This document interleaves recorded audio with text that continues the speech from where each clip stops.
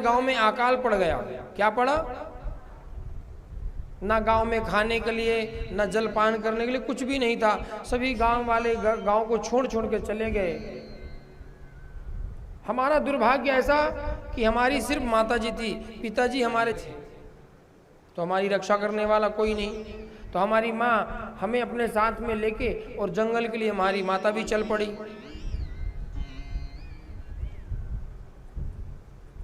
रास्ते में एक संतों की कुटिया दिखाई पड़ी। रास्तों में एक संतों की कुटिया दिखाई पड़ी। उस कुटिया में माताजी गईं और संतों से कहती हैं कि हे प्रभु, हमारे गांव में अकाल पड़ चुका है और हम अब कहीं और अन्यत्र जाने की सोच रहे हैं। अगर आपके आश्रम में हमारे लायक कोई सेवा हो तो आप हमें रख लीजिए, हमें अपनी आश्रम शरण दे दीजिए, हम आपकी सेवा कर दिया करेंगे।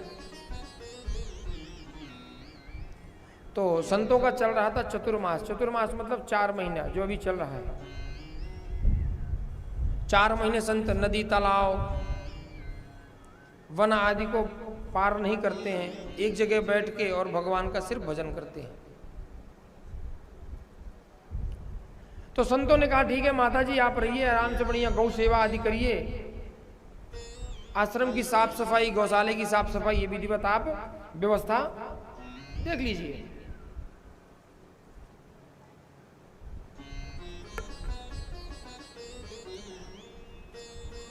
अब माताजी संतों की सेवा में निरंतर लग गईं। आश्रम की साफ सफाई करना, गौ माता का चारा, भूसा, पानी, हर चीज की व्यवस्था करती। और संतों को कहा, नारद जी को, जो दासी पुत्र थे, उनको संतों की सेवा में लगा दिया। संत पूजा पाठ करें, सामग्री लाओ, साफ सफाई करो, इस चीज की सेवा में नारद जी महाराज लग गए।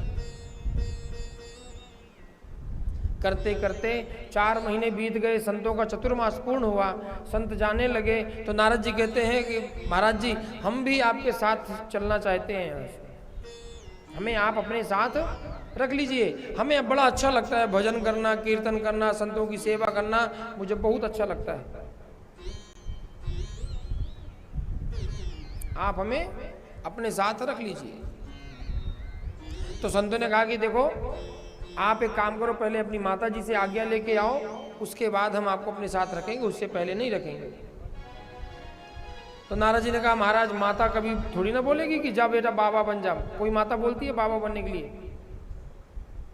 नहीं बोलेगी ना, आप लोग भी नहीं बोलोगे, ना माता बोलेंगी ना पिता।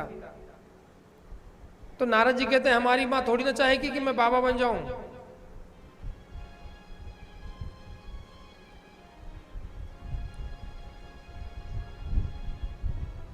तो क्या करें? तो बोले एक काम करो, आप तो तुमको तुम्हारी माता जी जाने नहीं देंगी, तो एक काम करो, हम आपको भजन करने का तरीका और मंत्र बताए देते हैं, सुंदर आप भजन करना। जिस दिन आपकी माता जी पधार जाएंगी, जिस दिन आपकी माता जी पधार जाएंगी, उस दिन आप हमारी, जहां हम जा रहे हैं इसी दिशा में आप चले आना, हम आपको आगे अवश्य मिल जाएंगे।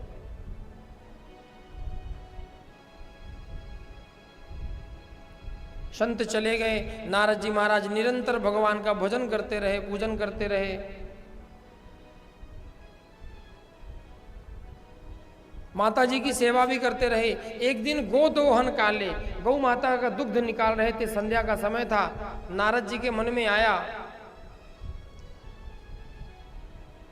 कि हे भगवान, पता नहीं कितने दिन और माता जी जीवित रहेंगी, पधार जाएं तो हम भजन करने चले जाएं संतों के साथ। संत का वचन सत्य हो गया। संध्या का समय था, संत ने संध्या के समय में कह दिया, वचन सत्य हो गया और माताजी को सर्प ने डस लिया और उनका गोलोक धाम वासी बन गई। एक बालक दौड़कर आया, बताया कि भैया जी, महाराज जी, आपकी माताजी को सर्प ने डस लिया है और उनकी मृत्यु हो गई है। तो नारद जी अंदर से बहुत प्रसन्न हुए कि चलो अच्छा हुआ, जो हम मन में सोच रहे थे वो हो गया। पर कहते ना, संतों को दिखाना जरूरी होता है।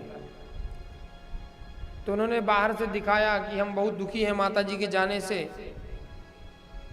पर अंदर से बहुत प्रसन्न हुए कि चलो अच्छा हुआ, हम माता जी की सेवा से स्वतंत्र हो गए हैं। अब बढ़िया उनकी दाह संस्कार आदि क्रिया करके नारद जी महाराज सब कुछ करके और उसी दिशा में चल पड़े जहां पर जिस दिशा में संत गए थे।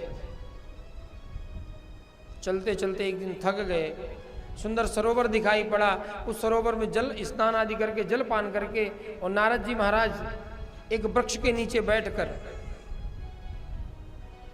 और सुंदर भगवान का भजन करने लगे।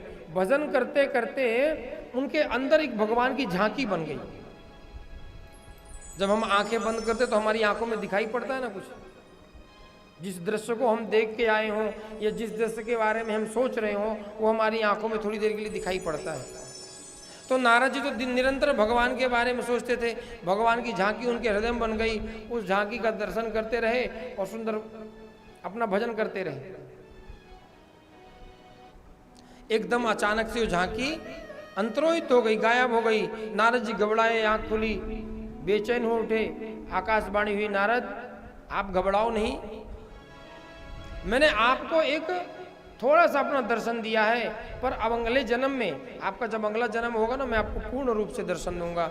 आप भजन निरंतर करते रहो, मैं आपको अगले जन्म में मिलूंगा। नारद जी इतना सुनते ही प्रसन्न हो गए, नाचने लगे वहीं पे कि चलो इस जन्म ना सही, भगवान अगले जन्म मिलेंगे तो सही। और हमारा हाल कैसा है?